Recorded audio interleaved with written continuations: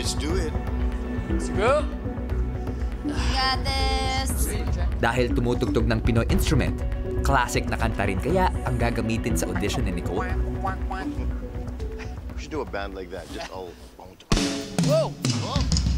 That's there, dude. Big song, grabe. They say, oh my God, I see the way you shine. Take your hands, my dear, and place them both in mine.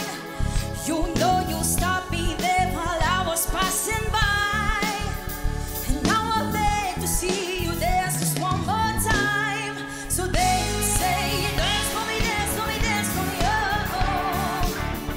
I've never seen anybody do the things you do before. And they say, move for me, move for me, move for me, yeah. And when you're done, I'll make you do it all again.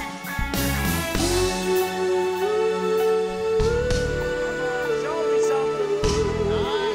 Show me something. No, no,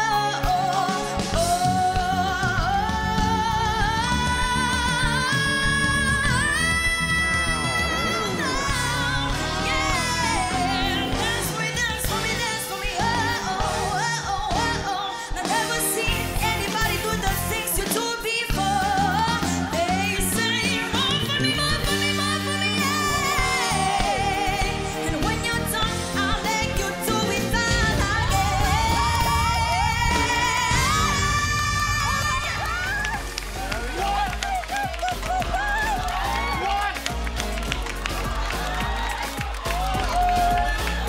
There we go. Akala ko, umikot din. Hello, hello. Hello po. Congratulations. Thank you so much po. Oh, ano pangalan mo? Hello po, I'm Nicole Cassandra Olivo. Maliban sa pagkanta, ano pang gusto mo gawin? Ang hobbies ko po is mag-play po ng bandurria po. Banduria. Yes Panduria. Bakit yun ang napili mo? po. May band po sa school po namin, Radalia Band po. Okay. Yung bandurria po, hindi po talaga siya familiar po sa akin. Kasi Okay, isa po siya sa unique instruments po sa atin. Bandurria is a 14-string instrument po, Yes. kaya naantiga po ako na tugtugin po yung bandurria. That's a good choice. Thank you Good po. sound. Paano to? Nicole, from the start, from the get-go, alam ko may skill ka na and you had that power na. I was 100% sure someone's gonna turn for you. Ganon kasigurado ako. And I'm just happy that we all three did it for you. Thank you po. As an artist, a growing, budding artist, parati akong nai-intrigue at interesado sa mga katulad mo na kayo ikaw sana ang makapasok ka sa Camp Kawayan kasi you're the kind of artist we're looking for. Di ba blind auditions, we cannot see. I could feel, I could hear. Yung excitement mo, nandyan na. Were you enjoying yourself? Yes Kasi yan ang po. binasa ko sa ears ko. My ears were reading excitement in your voice and hearing you sing the way you sang. I think that should be the peg for the rest of the teens who compete here. Wow. Good job. Thank you Good po. job. Thank you po, sir.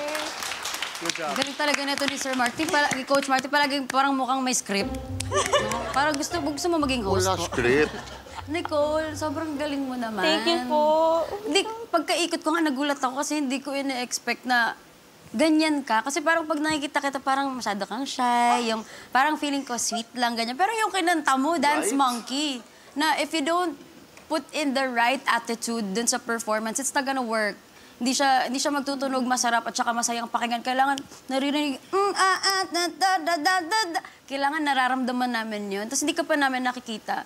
So for us to feel kung ano yung dapat namin maramdaman dun sa performance, means na talagang alam mo kung ano yung gusto mong gawin, alam mo kung paano gawin yung gusto mong gawin. It's like we were listening to Superman and then Clark Kent was right here.